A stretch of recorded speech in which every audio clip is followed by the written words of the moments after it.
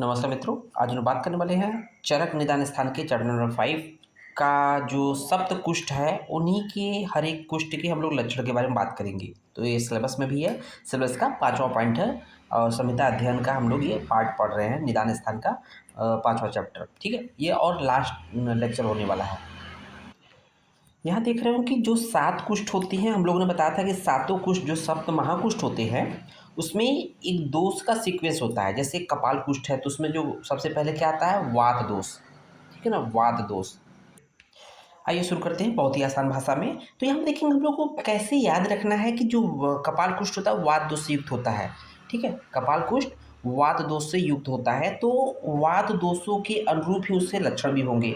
तो देखेंगे यहाँ पर सबसे पहले कपाल का मीनिंग क्या है। कपाल बोलते हैं जैसे किसी मटके को, घड़े को अगर तोड़ देंगे तो उसके टुकड़े को बोलते हैं कपाल या खपरैल जिसको बोलते हैं ना, खपड़ा है ना, जो उसका कपाल बोलते हैं, टुकड़े को कपाल बोलते हैं, है ना। कपाल अस्थि भी होती है तो उसका वर्ण कपाल के समान होता है। तो देखेंगे इसका जो वर्ण कैसा है, मतलब देखेंगे ये क्या है, रुच्छ होता है, अरूढ़ वर्ण का होता है, अपरुष खर होता है, विषम होता है, साथ ही साथ विस्तृतानि अर्थात बहुत ही फैला हुआ होता है ना, और खर पर्यतानि, और ये बहुत ही ज़्यादा खर होता है। उसको देखेंगे निस्तोद बहुल अन्य, इसमें बहुत ज़्यादा सुई चुभने जैसी वेदना होती है। ठीक है, निस्तोद बहुल मतलब अत्यधिक सुई चुभने जैसी वेदना होगी।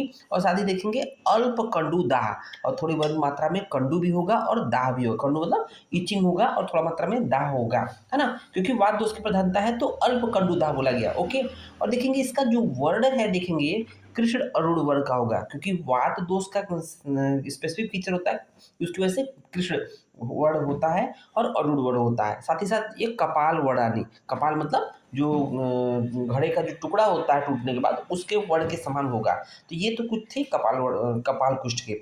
उसमें देखिए उदुम्बर कुष्ठ दूसरे नंबर पर, इसमें कौन सा दोष का इन्वॉल्वमेंट है, इसमें पित्त दोष का इन्वॉल्वमेंट होता है। पित्त दोष में क्या देखेंगे, मतलब उदुम्बर में, तो देखेंगे ताम्राणी ताम्र। ताम्राणी ताम्र का मतलब क्या होता है कि तांबे के समान ताम्र वर्ण का या तांबे के समान रक्त वर्ण का होता है ये उदुम्बर कुष्ठ।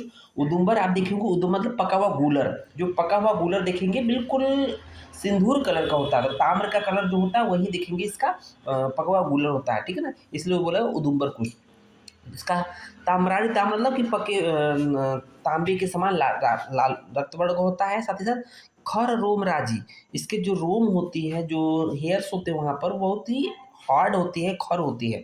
साथ ही साथ देखेंगे कंडू, क्योंकि पित्त दोष है तो कंडू होगा, मतलब इसमें इचिंग होगी। क्लेद होगा, क्लेद मतलब जरा गीलापन रहेगा। साथ ही साथ कोथ, सड़न होगा, क्योंकि पित्त की वजह से सड़न होगा। साथ ही साथ दाह तो होगा ही और पाक तो होगा ही होगा। ठीक है ना, और ससंताप कृमणी, और ताप से युक्त होगा। ध्यान दीजिएगा, पित्त दोष है तो संताप मतलब उस पर्टिकुलर एरिया में ताप से युक्त होगा, ताप में टेम्परेचर बढ़ा रहेगा। साथ ही साथ कृमि भी पड़ी रहेंगी। ठीक है, कृमिणी मतलब इसमें कृमि पड़ी रहेंगी। तो देखेंगे पक्व उदुम्बर फल वर्णा, इसका वर्ण कैसा होगा, पके हुए गूलर के फल के समान, पके हुए गूलर के फल के समान इसका वर्ण होता है, इसलिए उदुम्बर बोला गया है। ठीक है ना, उदुम्बर कुष्ठ। उसको देखेंगे मंडल कुष्ठ। मंडल कुष्ठ में ध्यान क्या देना है कि इसमें कौन सा दोष होता है, कफ दोष होता है। ठीक है, तो देखेंगे इसका क्या है, स्निग्धानी, स्निग्ध होता है, और गुरु होता है उत्सेदवंती, और उसके किनारे उठे होते हैं। और देखेंगे शुक्ल रक्त और भासानी, ये जो इसकी आभा होती है शुक्ल अर्थात श्वेत और रक्त वर्ण की होती है। ओके, उसको देखेंगे शुक्ल रोमराजी संतानी, इसमें रोमराजी कैसे होंगे, शुक्ल और शुक्ल वर्ण के होंगे। ठीक है, क्योंकि सब कुछ कफ की तरफ जा रहा है। ओके, तो इसमें देखेंगे बहु शुक्ल पिच्छिल श्रावणी, जो श्राव होगा बहुत ज़्यादा पिच्छिल और शुक्ल वर्ण का बहुत ज़्यादा मात्रा में श्राव होगा। ओके, बहुक्लेद कंडू कृमि, साथ ही साथ बहुत अत्यधिक मात्रा में क्या होगा, क्लेद होगा, क्योंकि कफ दोष है उसकी वजह से बहुत ज़्यादा गीलापन रहेगा। कंडू ज़्यादा होगा और कृमियाँ भी ज़्यादा होंगी। ठीक है, उसको देखिए कि इंपॉर्टेंट पड़ेगा सक्त गतिर समुत्थान। समुत्थान का मतलब होता है इसकी उत्पत्ति। तो इसकी सक्त मतलब क्या होता है कि यहाँ पर जो सक्त गति का मतलब होता है कि इसका जो उत्पत्ति होगा बहुत धीमी गति से होगा, इसको बोलते हैं सक्त गति समुत्थान। इसकी जो उत्पत्ति है बहुत स्लो रेट से होगी। कफ जो है बहुत स्लो रेट से, मतलब उसमें होता है ना, कफ की गति जो होती है अल्प होती है, वात की गति बहुत ज़्यादा होती है, इसलिए सख्त गति से उत्थान मतलब इसकी उत्पत्ति जो है, उत्पत्ति विस्तार बहुत ही स्लो होगा। साथ ही साथ परिमंडलानी मतलब ये क्या होगा, ये गोल में गोल आकृति में होंगे। मंडल कुष्ठ का मतलब ये गोल आकृति में होंगे। उसका देखेंगे ऋष जीव कुष्ठ, ध्यान दीजिएगा, ऋष जीव कुष्ठ जो दोष होता है वात और पित्त होता है। ओके, वात और पित्त होता है, इसका मतलब वात और पित्त दोनों के लक्षण इसमें पाए जाएंगे। तो देखेंगे परुष है, अरूढ़ है, वर्डानी, परुष और अरूढ़ को होंगे। और साथ ही साथ इसके बहिर अंतः स्यावानी, इसके बाह्य भाग और अंतः भाग कितने होंगे, हल्का सा कालापन लिया होगा। बहिर अंतः स्यावानी, इसके बाहरी भाग और अंतभाग थोड़ा सा स्याव वर्ड लिए होगा। साथ ही साथ नील पीत ताम्र की आभा वाला होगा, नील पीत ताम्र वर्ड की आभा वाला होगा। साथ ही देखेंगे आसु गति समुत्थान, इसकी उत्पत्ति कैसी होगी, आसु गति होगी, मतलब ये उत्पन्न होगा तो शीघ्र ही आगे बढ़ जाएगा, मतलब फैल जाएगा। साथ ही साथ देख रहे होंगे अल्पकंडु क्लेद कृमड़ी, उसमें क्या होगा, अल्पकंडु, अल्प क्या होगा, कंडु अर्थात जो इचिंग होगी, क्लेद अर्थात गीलापन, और कृमि अल्प मात्रा में होगी। साथ ही साथ देखेंगे दाह भेद तोद पाक बहुलानी, तो ज़्यादा मात्रा में क्या होगा, दाह होगा अर्थात जलन होगा, भेद अर्थात पीड़ा होगी, तोद मतलब पीड़ा होगी, और उसमें पाक होगा। ठीक है, उसको देखेंगे इसमें सूक उपहत, सूक उपहत, उपहतो अर्थात जिसमें जैसे धान के जो टूड़े होते हैं उसमें उस तरह की वेदना होगी। साथ ही साथ तनु पर्यतानी कर्कश पीड़िकांचित ऋष जीविका आकृति, तो जैसे कि जो आपने ध्यान दिया होगा कि जो भालू की जीभ होती है बहुत ही रफ होती है, तो उसी तरह की यहाँ पर आकृति होगी उसकी, मतलब इस ऋष जीव कुष्ठ की। ओके, उसके बाद देखेंगे पुंडरीक कुष्ठ की बात करेंगे। पुंडरीक कुष्ठ में क्या है कि इसमें जो दोष होता है मुख्य रूप से पित्त और कफ दोष होता है, तो इसी दोष के अनुरूप लक्षण आएंगे।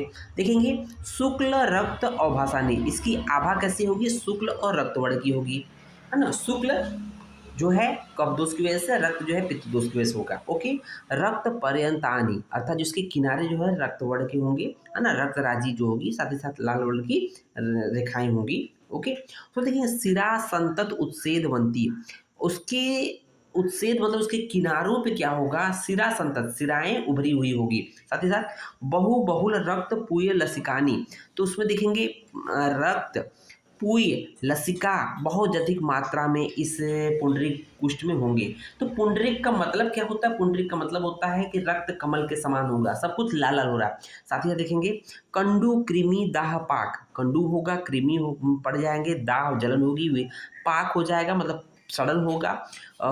आशुगति समुत्थान, और देखेंगे इसकी जो उत्पत्ति होगी बहुत ही तीव्र गति से होती है। ठीक है, उसको देखिए पुंडरीक पलाश सकासानी, ये पुंडरीक और पलाश, पुंडरीक मतलब रक्त कमल और पलाश मतलब देखेंगे इसको भी बोलते हैं, पलाश को बोलते हैं फॉरेस्ट फायर, मतलब रक्त वर्ण का ये भी होता है, उसकी आभा की तरह होगा वैसा दिखता है। उसको देखेंगे छठे नंबर पे सिद्ध कुष्ठ, सिद्ध कुष्ठ में कफ और वात दोष होता है। तो यहाँ देखेंगे परुषाणी विशीर्ण बहिस्तु न्यूनतः अंततः स्निग्धानी, अर्थात जिसके बाहरी किनारे अधिक लाल वर्ण के टूटे फूटे पतले और भीतर से स्निग्ध हो।